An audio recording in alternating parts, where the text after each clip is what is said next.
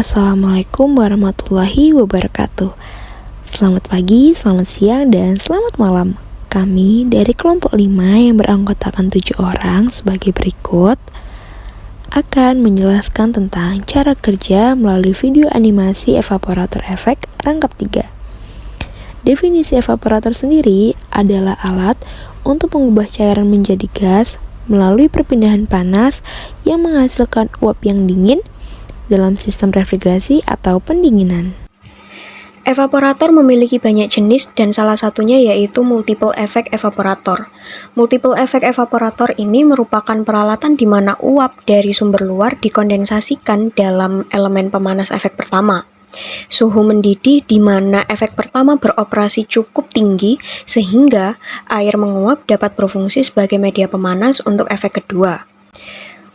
Untuk prinsip kerja dari multiple effect evaporator ini, pertama-tama mari kita lihat animasi evaporator efek rangkap 3 ini.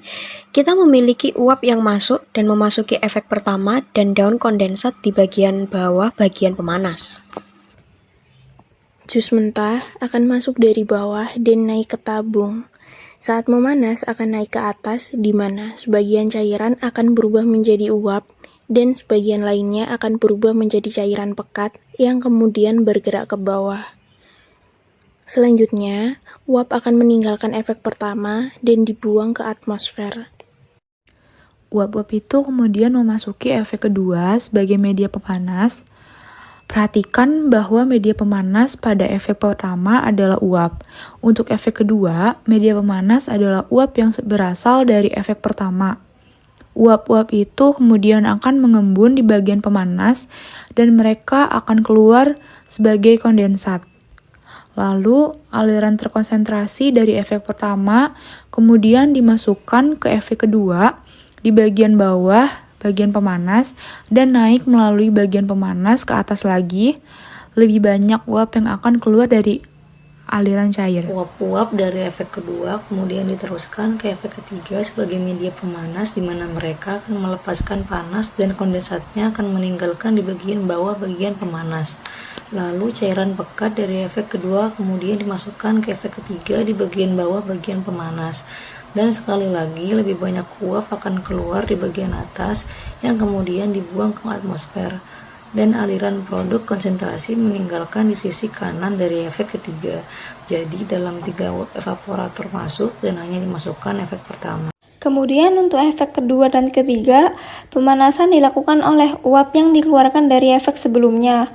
Ruang hampa di dalam ruang-ruang ini akan dipertahankan pada tingkat yang sesuai, sehingga aliran cairan dalam efek tersebut dapat mendidih, serta mengeluarkan uap dengan tepat. Perhatikan bahwa suhu didih di masing-masing efek ini berbeda, dan suhu didih ini dipertahankan dengan menggunakan berbagai tingkat vakum di masing-masing efek ini. Selain proses alami ini, manusia telah menemukan banyak kegunaan lain dari penguapan dan juga siklus air. Beberapa manfaat dari proses evaporasi adalah sebagai berikut. Pertama, pembuatan garam melalui proses penguapan. Jadi, air laut secara alami mengandung garam. Ketika air laut diuapkan, garam akan terlalu padat dan berat untuk naik ke atas, sehingga tetap berada di bumi dan mengkristal menjadi garam. Kedua, pengeringan ikan asin menggunakan panas matahari. Ketiga, alat pengering rambut yang dapat menyerap air pada rambut yang basah.